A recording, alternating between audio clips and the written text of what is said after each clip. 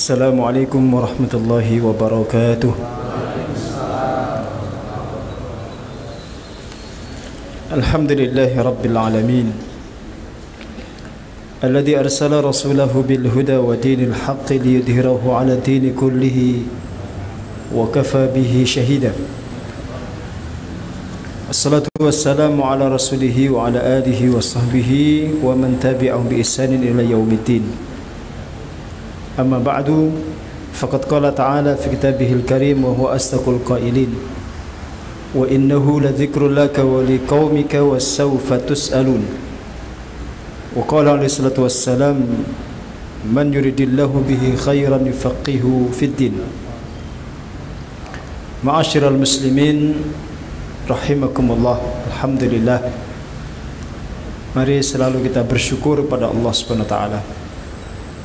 Di kesempatan malam hari ini kita bisa berkumpul kembali di masjid yang kita cintai ini dalam kondisi sehat walafiat. Salawat dan salam semoga selalu mengalir untuk junjungan kita Nabi besar Muhammad sallallahu alaihi wasallam yang kita cintai dan kita ikuti sunnah-sunnahnya serta kita harapkan syafaatnya kelak di yaumul qiyamah. Kita mulai kajian kita dengan baca lafaz basmalah bersama. Bismillahirrahmanirrahim. Kita sampai bab yang ke-241. Babu karamatil awliya wa fadlihim. Bab karomah para wali dan keutamaan mereka. Kemarin sudah kita baca beberapa ayat yang menjadi landasan bab ini dan sudah kita kaji. Kita masuk di hadis yang pertama. Sudah kemarin yang ayatnya sudah ya? Sudah semua belum? Cerita Maryam sudah? Cerita Ashabul Kahfi sudah? Bon.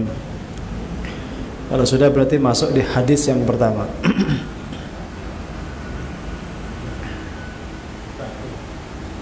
Sampun nggih. Qala al-musannif rahimallahu taala wa nafa'ana bihi wa bi ulumi fid dharain. Wa an Abi Muhammadin Abdurrahman bin Abi Bakr as-Siddiq radhiyallahu anhuma. Dari Abu Muhammad Abdurrahman bin Abi Bakr as-Siddiq radhiyallahu anhuma anna ashabas suffati kanu unasan fuqara. Sesungguhnya ashabus suffah, mereka itu adalah orang-orang yang fakir. Ashabus suffah itu sahabat Nabi yang tinggal di serambi Masjid Nabawi. Ada satu tempat yang dihuni oleh mereka.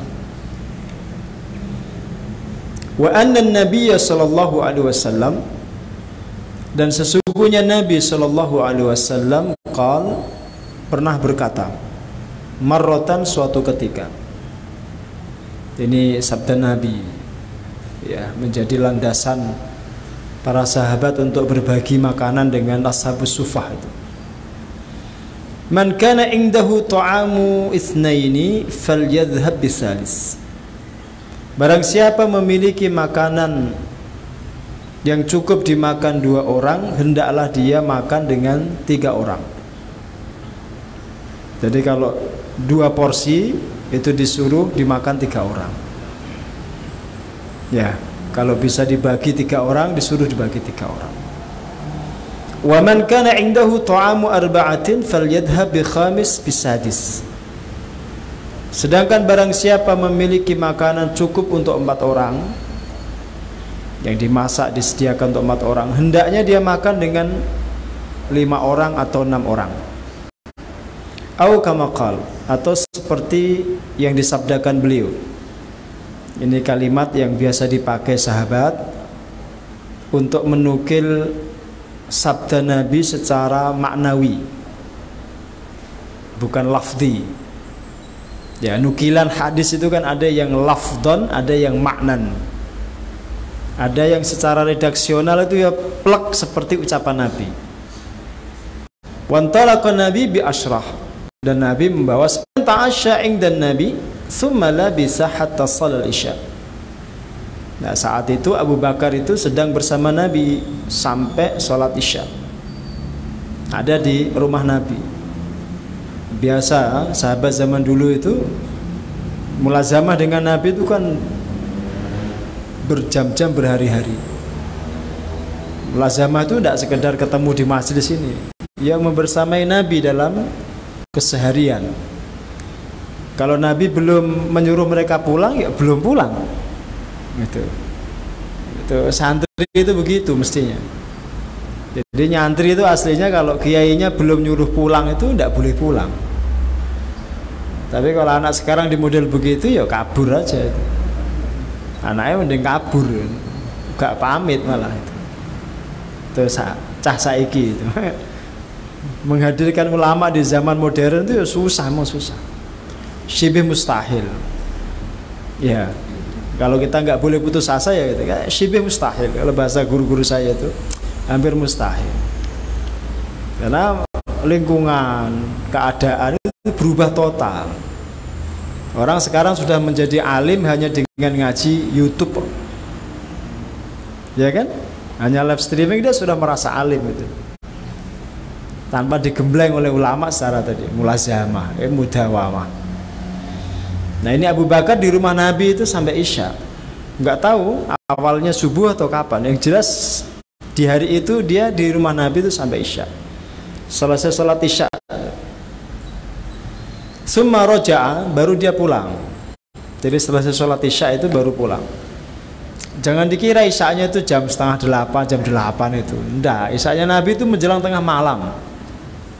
Dan itu tidak ada sahabat yang protes. Kok Nabi gak keluar-keluar? Jajah ketiduran itu enggak ada itu. Itu enggak model sahabat.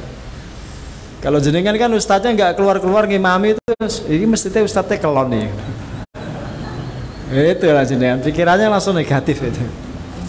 Ya ustadznya ini mesti kelon, orang tangi-tangi ustadznya, keturunan ya. Mudah-mudahan Pak Wiji agak-agak syibih khawarid gitu kan. Pikirannya negatif terus sama ustadz itu. Ya itu enggak, itu ditungguin. Pokoknya Nabi enggak keluar, ya enggak dikomati gitu. Itu adabnya para sahabat.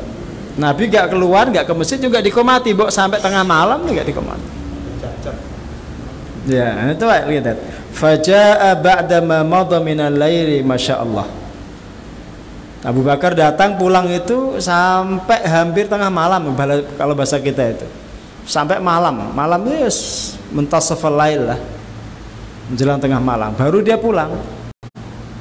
Oh, sampai di rumah itu dia berkata, qalat lahu imra'atuhu, istrinya berkata kepada beliau, ma habasaka an adiyafika, apa yang menghalangimu untuk menemani tamumu itu untuk makan itu? Dia kan punya tamu di rumah, 3 orang tadi itu.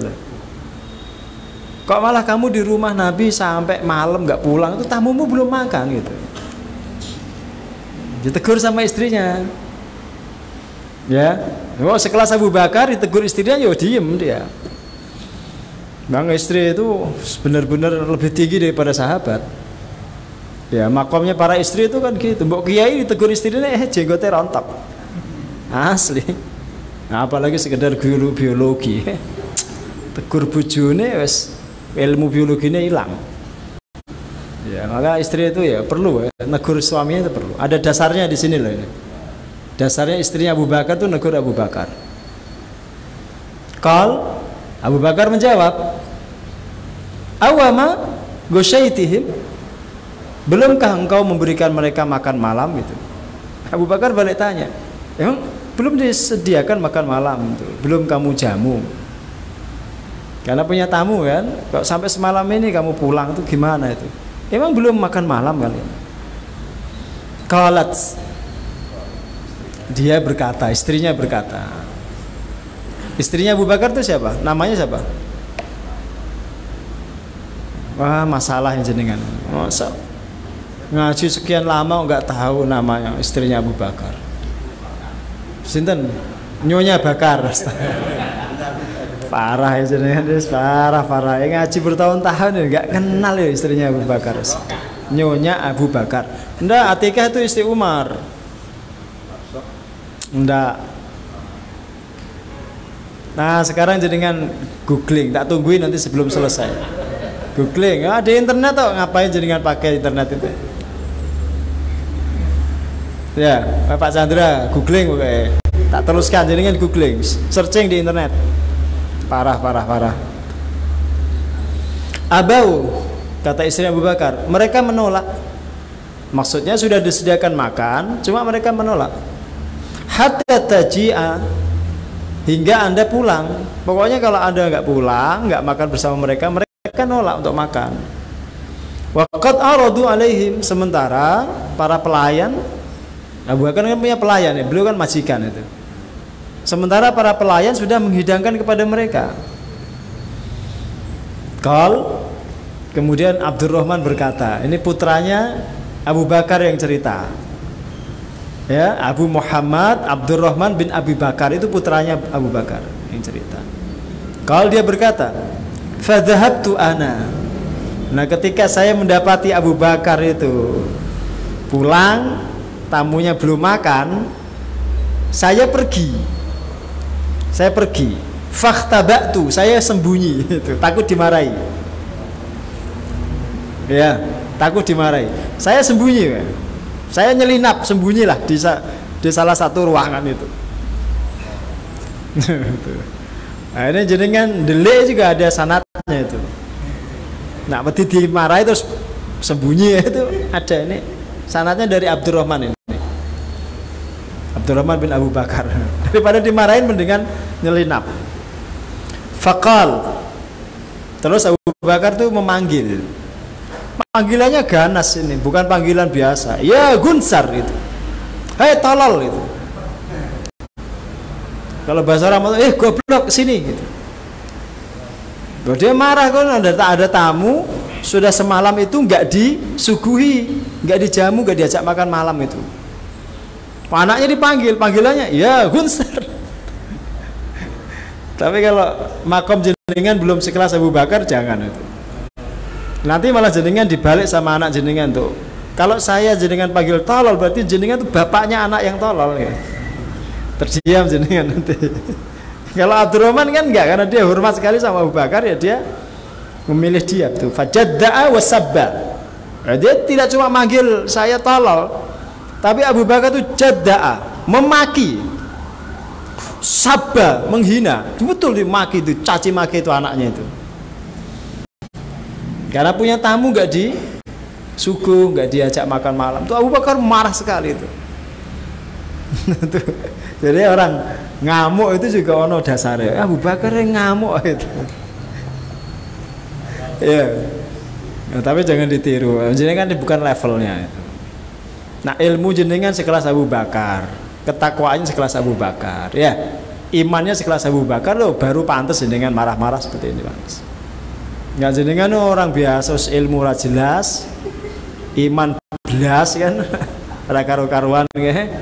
Amal juga nggak karu-karuan, nggak jelas.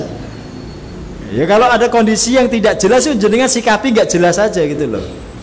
Wong jenengan aja nggak jelas, kok mensikapi jelas seperti Abu Bakar ya. Kualat nanti jenengan malah itu. Paham ya? Jadi marahnya Abu Bakar di sini ini marah karena dia mendapati tamunya gak disuguh. Menurut dia itu kebodohan tuh. Kamu jadi anak gimana itu gitu. Kurang lebih gitulah. Kalau tamunya dibiarkan gak dikasih makan. Wakal.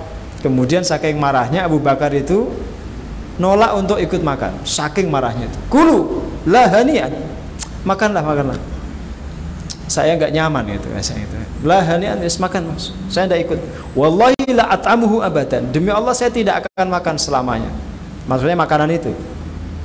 Demi Allah saya tidak akan makan ini selamanya. Beliau berkata, wa aimullah ma kunna na'khudhu min luqmatin ila raba min asfaliha aktsaru minha hatta syabi'u. Demi Allah, kami tidak mengambil sesuap dua suap nasi atau makanan kecuali pasti bertambah itu. Dari bawah makanan itu bertambah, semakin banyak sampai mereka semua kenyang. Wasarat atsara mimma kanat qabla dzalik. Bahkan setiap diambil makin banyak, lebih banyak daripada sebelum dimakan. Fanadhara ilaiha Abu Bakrin. Maka ketika mendapati penampakan seperti itu, Abu Bakar menyaksikan itu, melihat. Faqal limraati. Lalu dia berkata kepada istrinya, "Ya ukhta Bani Firas, ma hada?" Wahai saudara, anak daripada kabilah Bani Firas. Maksudnya manggil istrinya itu dia. Ya, wahai putri Bani Firas itu. Apa ini? Dia sendiri heran tuh Abu Bakar. Apa ini? Apa yang terjadi? Qalat la wa qurratu aini layal an aksar mimma qabla dzalika bi thalath marrat. Dah tahu demi qurratu ain itu demi penyejuk mataku. Demi penyejuk mataku, sungguh dia saat ini lebih banyak 3 kali lipat daripada sebelumnya. Abu Bakar heran, istrinya juga heran karena makanan itu makin banyak. Fa'akala minha Abu Bakran. Nah, ketika dia mendapati fenomena seperti itu, Abu Bakar ikut makan. Akhirnya kerso ikut makan, ikut dahar dengan tamu-tamunya itu, dengan keluarganya itu. Waqal, lalu Abu Bakar itu berkata, mengevaluasi ucapannya tadi itu. Ya, dan ini kehebatan sahabat tuh. Dia ketika salah ya, dia langsung evaluasi, dia muhasabah.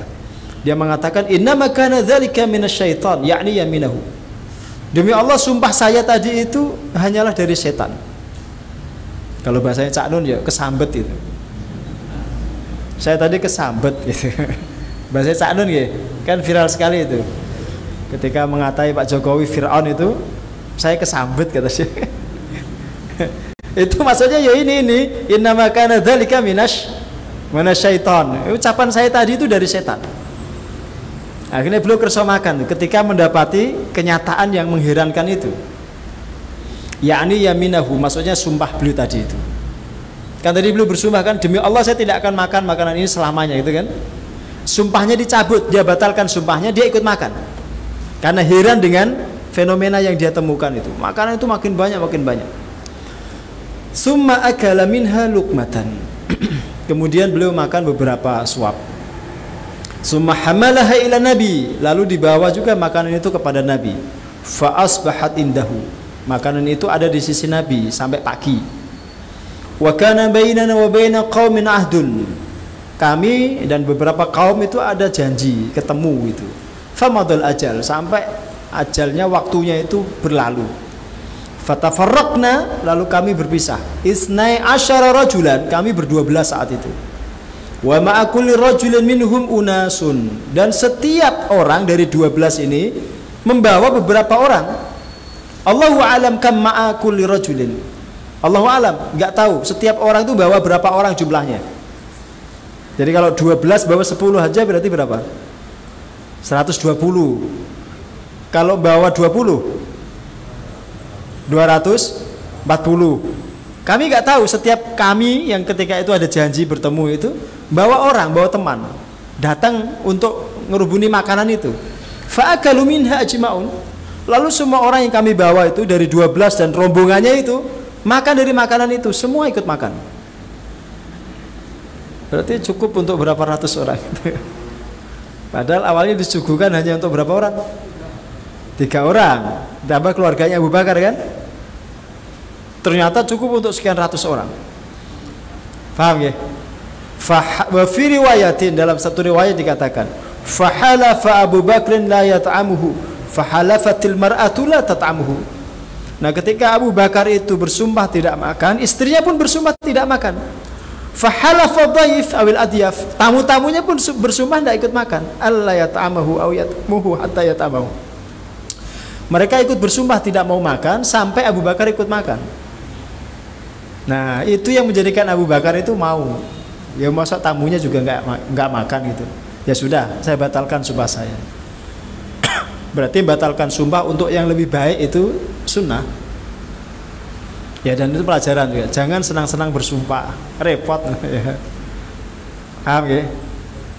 Ini PNS disumpah. Tahu nggak tahu sumpahnya dilanggar atau enggak? Ya PNS kan disumpah itu. Tapi saya yakin banyak yang melanggar sumpahnya itu. Oh, pura-pura minum dia. Dia gerah, dia panas dia.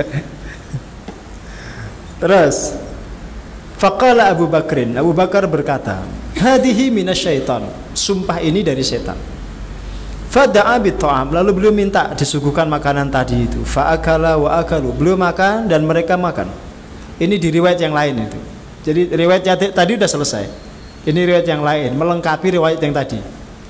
Faja'alu la yarfa'una luqmatan illa rabat min asfaliha aktsara minha.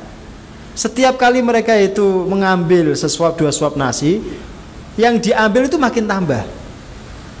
Setiap diambil makin tambah, setiap diambil makin tambah. Kalau zaman dulu ada karomah sampai seperti itu. Berkah itu benar-benar kelihatan zaman dulu. Ya, tanda berkah itu bertambah. Faqal, lalu beliau Abu Bakar berkata, ya ukhta Bani Firas, ma hada? Wahai putri Bani Firas, apa ini? Faqalat wa qurratu aini innaha la aktsaru minha qabla an na'kul. Enggak tahu saya, demi penyejuk mataku, sesungguhnya sekarang ini makanan ini makin bertambah sebelum kita makan lebih banyak dia. Fa'akalu, lalu mereka makan. Wa ba'atsa biha ila nabi, lalu dibawa makanan ini kepada Nabi. Fadzakara annahu akala minha, dan disebutkan bahwa Nabi juga ikut makan makanan tersebut. Wa fi riwayatin, dalam riwayat yang lain disebutkan, inna Abu Bakrin qala li Abdurrahman, Abu Bakar berkata kepada putranya Abdurrahman, dunaka adyafaka, kamu urus tamu kita ya, kamu urus tamumu. Maksudnya ya urus tamumu itu, dilayani dengan baik lah. Fa inni muntalikun ila nabi, karena saya akan pergi menemui Nabi. Fa furuk min kirahum qabla an aji, layani mereka, suguhi mereka makanan sebelum saya datang. Ini pesan Abu Bakar. Makanya kenapa tadi dia marah itu, karena pesannya sebelum berangkat itu sudah disuruh melayani tamunya. Lah ketika beliau pulang kok tamunya belum makan, itu yang membuat beliau marah. Sampai anaknya dibilang ya gunsar, hei tolol itu, hei goblok itu. Anaknya dimaki begitu lah. Fantalaqa Abdurrahman, kemudian Abdurrahman itu pergi ya. Fa'atahu mimma indahu faqala it'amu, faqalu aina rabbu manzilina. Nah, ketika Abu Bakar pergi, kemudian disuguhkan makanan kepada tamunya itu, Abdurrahman mempersilahkan mereka makan. It'amu, makanlah. Faqalu, tapi mereka berkata, aina rabbu manzilina, di mana tuan rumah kita ini? Dia masuk ada tamu makan, tuan rumahnya nggak datang ikut gitu. Padahal Abu Bakar kan sedang menemui Nabi, mungkin dipanggil, didawuhi apa kita nggak tahu kan. Panggil Nabi kan lebih utama kan daripada temani tamu kan. Dan itu juga pelajaran itu. Kewajiban itu meskipun sama-sama wajib itu ada levelnya, ada tingkatannya. Dipanggil Nabi itu lebih wajib dipenuhi daripada kewajiban melayani tamu. Bon, paham ya? Pokoknya dipanggil Nabi itu sami'na wa ta'na, dan fauran, cepet. Gak ada kok entar, nanti gak ada. Itu gak model sahabat itu. Lah baik, berangkat langsung. Jadi kan kalau saya panggil nggak mungkin ya. Besok Ustaz ya, saya lagi ada acara ini. Model gitu. Ya karena saya nggak nabi, jenengan nggak sahabat. Ya wes seperti itu bagus malah. Kalau nanti jenengan niru sahabat, malah saya akan jadi nabi palsu nanti. Bahaya. Tapi kalau saya santri, kalau santri itu saya didik begitu. Karena dulu saya juga dididik begitu oleh para kiai saya. Mau dipanggil Pak Ayah itu datang. Fauran, cepet gitu. Karena pasti kalau manggil itu ada sesuatu yang penting. Paham ya? Meskipun sama-sama wajib, memenuhi panggilan Nabi itu wajib, hormat tamu itu wajib. Tapi kalau ditimbang, mendatangi panggilan Nabi itu lebih wajib, maka lebih didahulukan. Makanya beliau pergi menemui Nabi. Terus tamunya tanya, aina rabbu manzilina? Di mana tuan rumah kita ini? Qal itamu, makanlah. Qalu, mereka berkata, ma nahnu biakilina hatta yaji'a rabbu manzilina. Enggak, kami tidak mau makan sampai tuan rumah kami datang. Sampai Abu Bakar datang maksudnya. Faqal iqbalu anna kirahum fa innahu in ja'a wa lam tat'amu lanaqalayana minhu fa'abau fa'araftu annahu yajid alayya. Kata beliau ini, Abu Bakar berkata, Abdurrahman berkata, kalau begitu bawa kemari lah itu makanan itu. Karena nanti kalau Abu Bakar datang, kalian belum makan, pasti beliau akan marah. Pasti beliau akan marah. Karena la nalaqayanna minhu, kita akan mendapatkan dimarahi oleh beliau itu. Fa'abau, tapi tetap mereka nolak makan.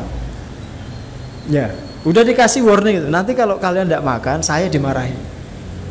Saya dimarahi beliau nanti. Suka makan loh, tapi tetap tidak mau. Fa'araftu annahu yajidu alayya.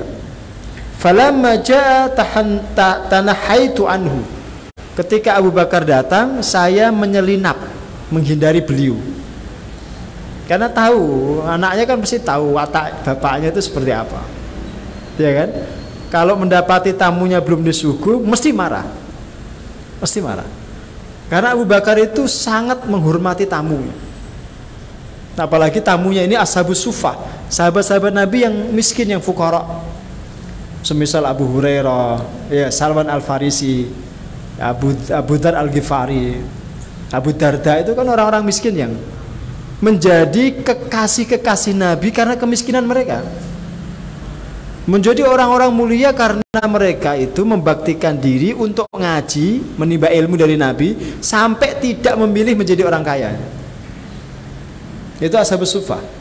Maka Abu Bakar itu menghormati mereka, betul-betul hormat itu. Maka dipesan ke anaknya, karena saya didhawuhi Nabi, kamu nanti layani tamu, jangan sampai mereka tidak makan. Ternyata ketika Abu Bakar datang, tamunya belum makan, kan Abdurrahman ketakutan itu. Paham ya? Maka tanah itu saya menghindari beliau. Faqal ma sana'tum. Beliau berkata, apa yang kalian lakukan? Fa akhbaruhu. Mereka kemudian menceritakan apa yang mereka temui. Faqal, kemudian Abu Bakar berkata, ya Abdurrahman, wahai Abdurrahman. Dia panggil Abdurrahman, enggak ada Abdurrahman. Udah pergi, dia sembunyi udah. Fasakattu, aku diam. Kata Abdurrahman, aku diam. Saya enggak jawab. Saya enggak jawab panggilan itu.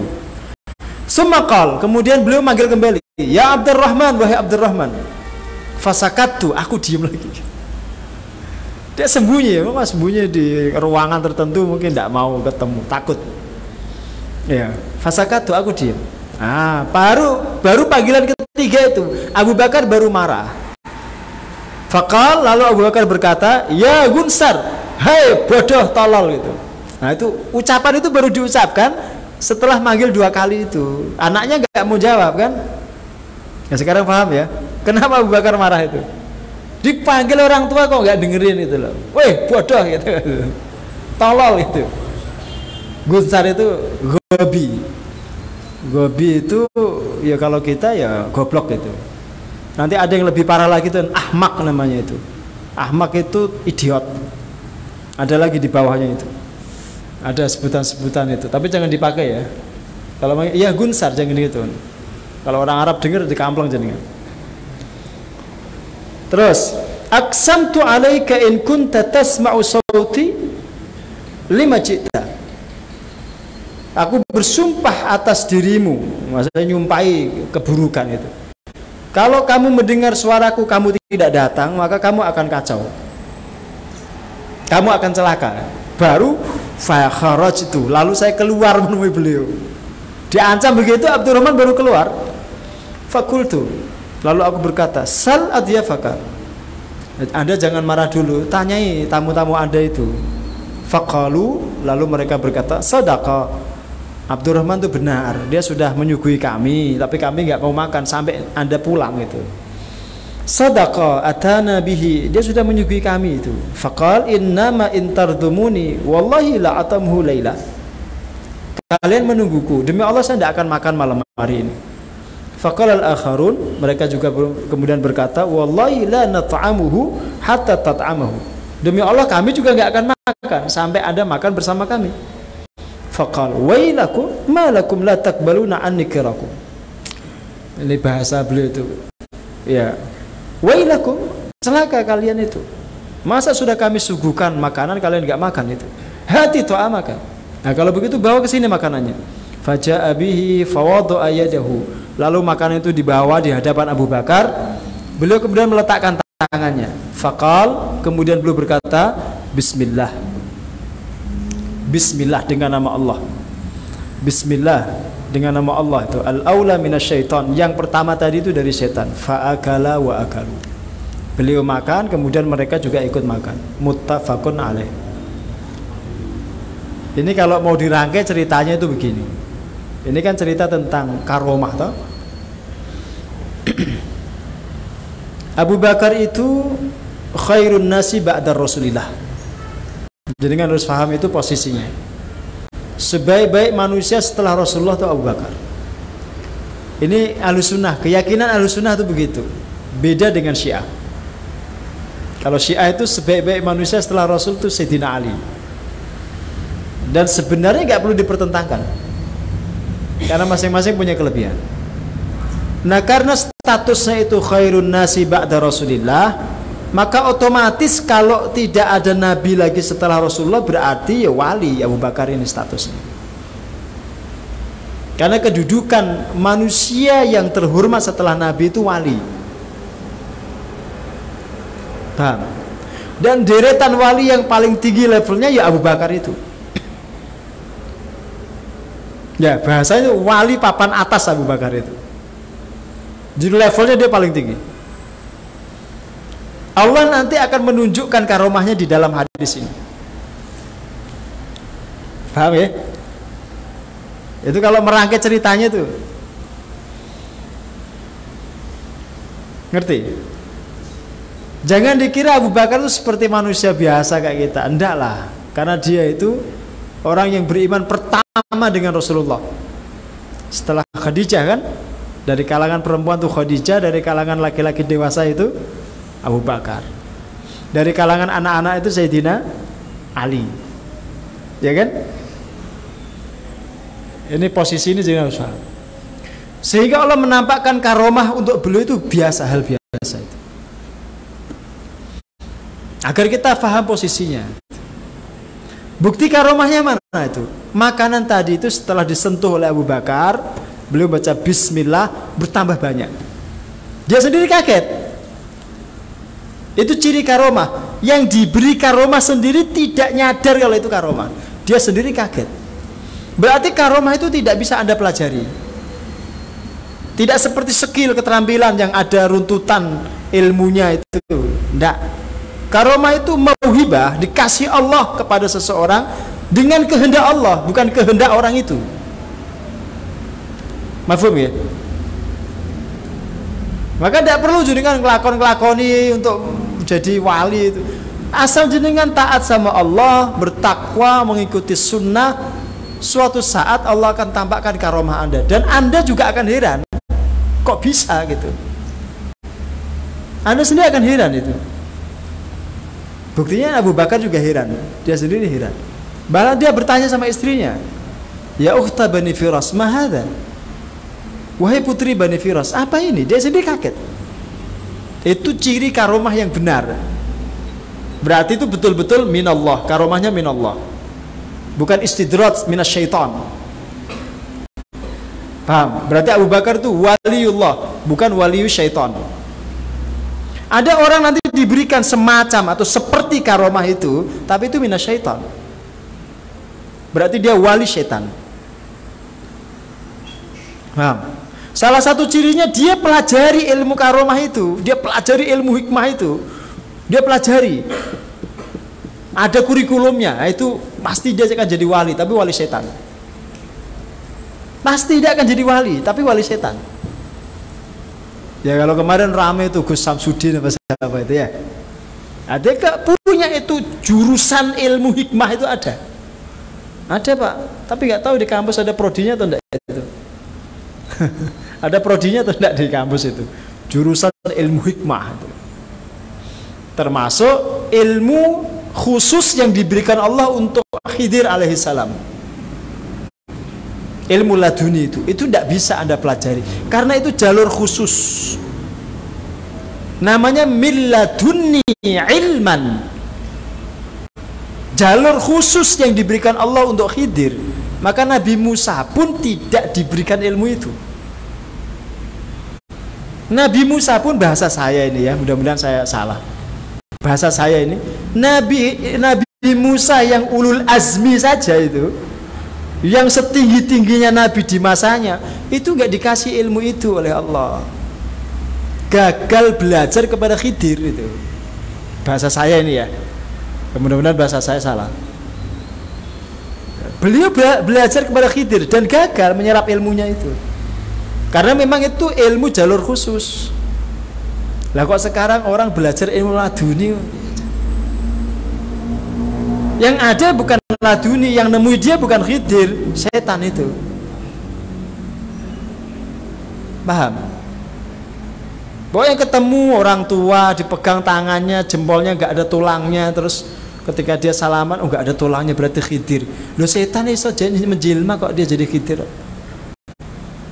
Ketemu di kali mana itu, kali Code, mana yang arah Merapi itu, ada tuh orang cerita sama saya kemarin, saya ketemu Khidir di kali Code itu. Lagi apa Pak? Golek pasir, ya itu Khidir gitu. Dasar orang rajin jelas ya, kadir gitu.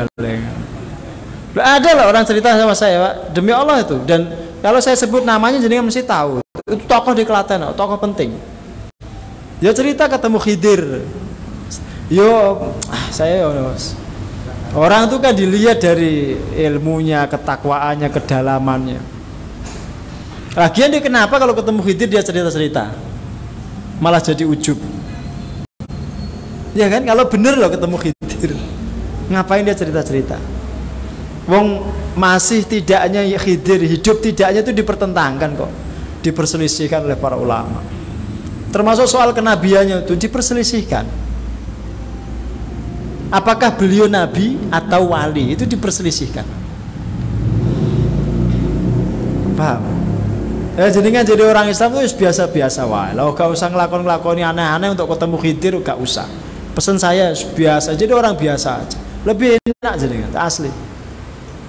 Karena kalau jenengan mengambil jalur ilmu itu tidak ada pembimbingnya, tidak ada mursyidnya, yang nemuin jenengan bukan Khidir tapi setan. Asli.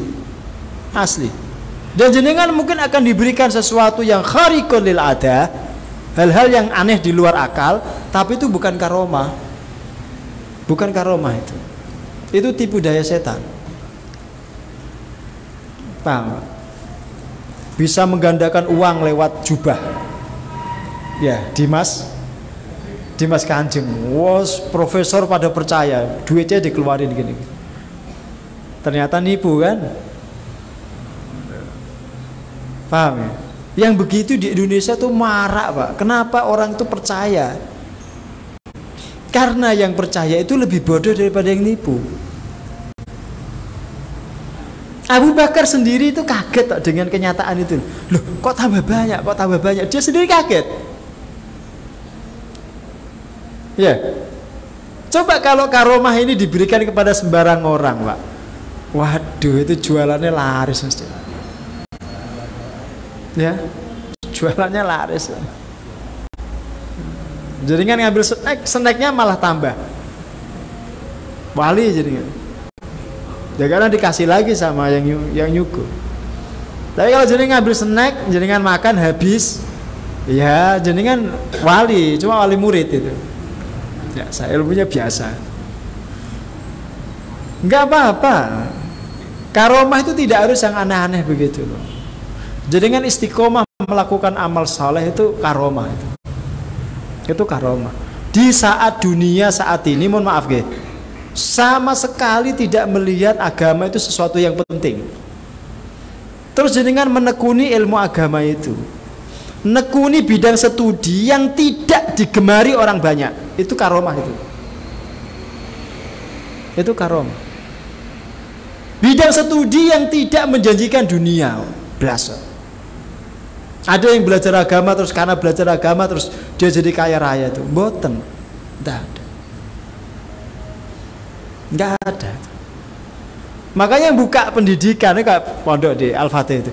jurusan agama itu tidak banyak diminati orang. Sejak awal saya paham. Tapi harus ada yang ngambil peran itu, karena kalau enggak, agama ini nggak diminati, betul nggak diminati. Kalau pondok-pondok yang lain saja, pondok judulnya pondok, tapi yang diajarkan itu akademis lebih dominan. IPA, biologi agar nanti jadi dokter. Dia di pondok tapi, ya ilmu agamanya minim. Dan terus pondok ini judulnya kok bisa pondok? Mbok sekolah asrama gitu aja.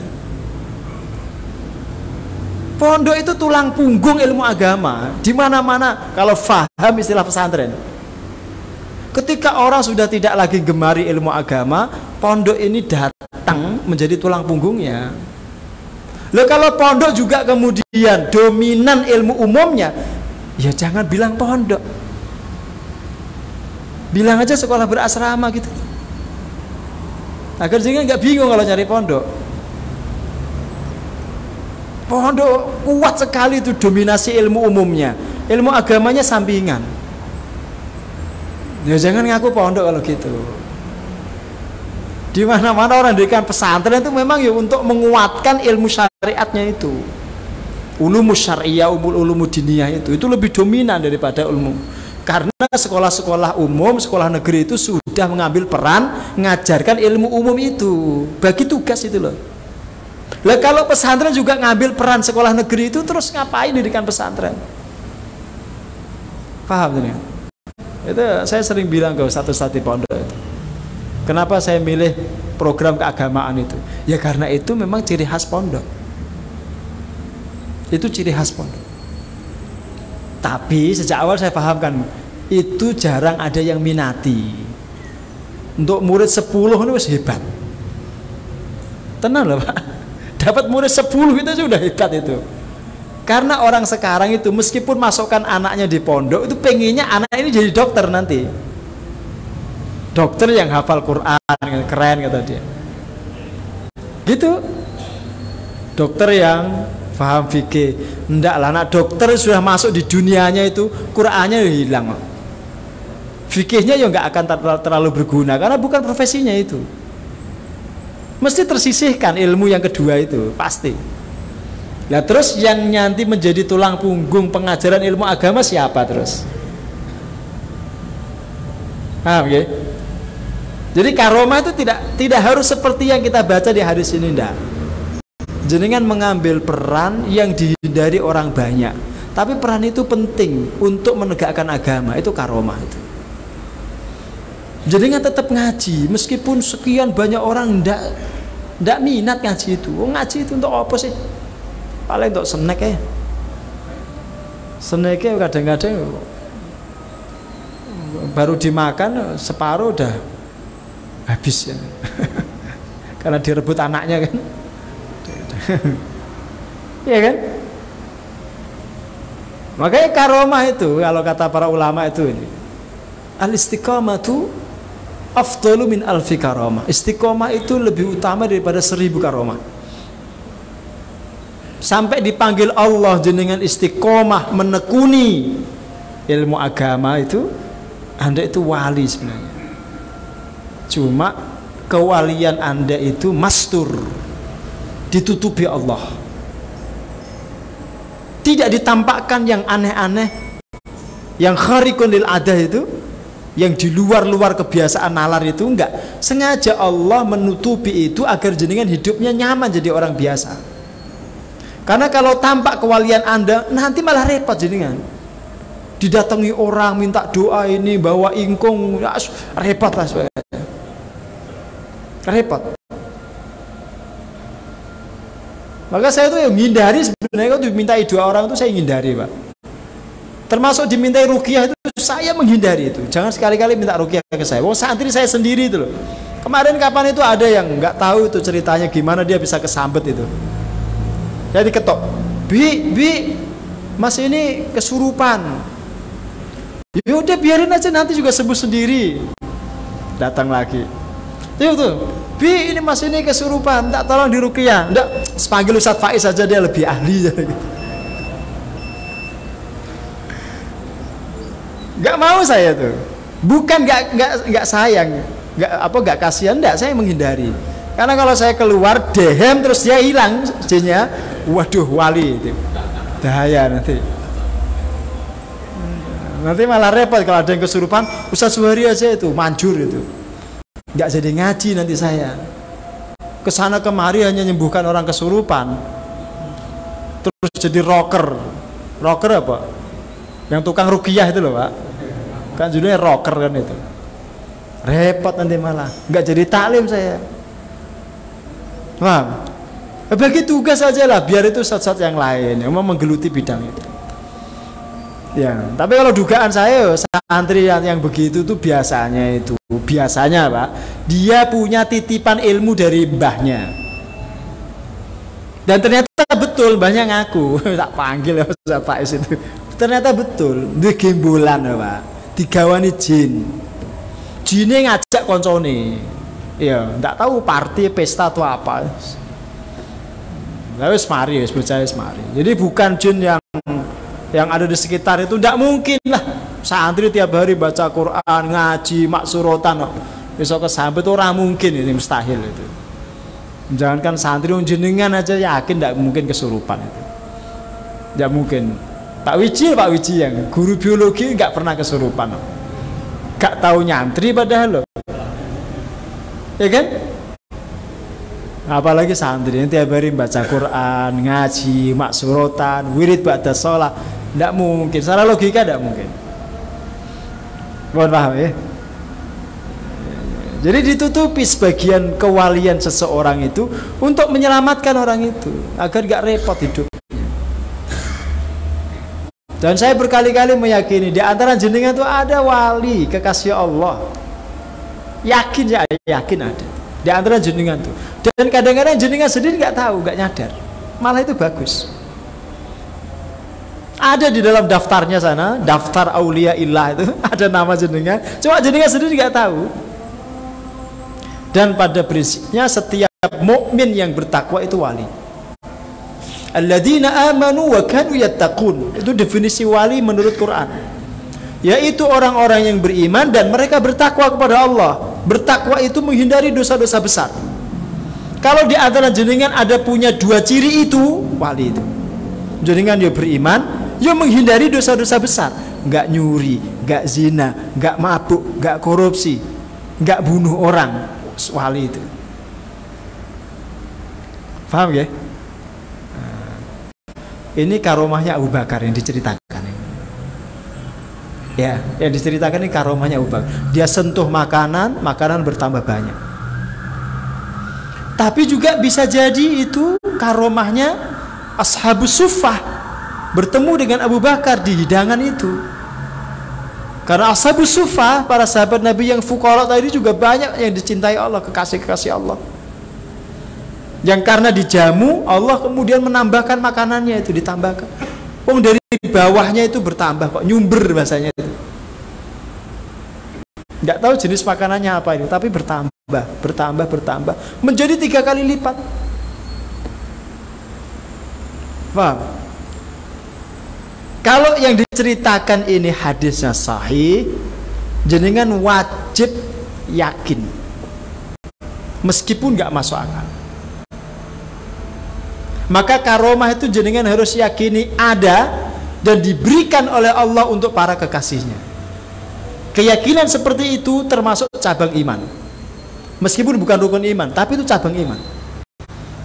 Meyakini adanya karomah, meyakini adanya wali, meyakini ada orang-orang istimewa yang diistimewakan oleh Allah, yang ditampakkan kewaliannya di depan manusia. Itu termasuk cabang iman. Karena hadisnya ini muttafaq alaih. Informasinya berarti valid. Kalau jenengan mengingkari karomah, menurut hadis ini sahih, jenengan dianggap cacat iman jenengan itu. Keras ya? Nah, tapi tidak usah jenengan terlalu obsesif gitu. Sebiar caranya beda diwali ya. Tidak usah, itu natural saja. Jenengan ngaji diamalkan. Suwe-suwe jadi kekasih Allah. Di lama-lama jadi kasih Allah. Mesti. Ya sidik-sidik diamalkan, ini diamalkan. Karena itu proses kok. Proses. sampai pada posisi yang diceritakan ini tuh. Kalau di Indonesia itu cukup banyak. Di Indonesia itu cukup banyak. Ya, kadang ada satu jargon yang disampaikan, la ya'riful wali ilal wali. Tidak ada yang tahu wali kecuali wali. Tidak, antar wali itu tahu. Ya, antar wali itu tahu. Cuma kan tergantung levelnya tadi itu, tergantung makomnya. Paham ya? Ya, itu dunia perwalian itu. Jadi kan harus meyakini, termasuk cabang iman itu meyakini adanya para wali dan adanya karomah yang diberikan Allah untuk para wali itu. Itu min syu'abil iman, termasuk dari antara cabang-cabang keimanan. Wallahu a'lam bishawab. Subhanakallahumma wa bihamdika asyhadu an la ilaha illa anta astaghfiruka wa atubu ilaik. Wa sallallahu ala sayyidina Muhammadin wa ala alihi wa sahbihi wa baraka wa sallam. Assalamualaikum warahmatullahi wabarakatuh.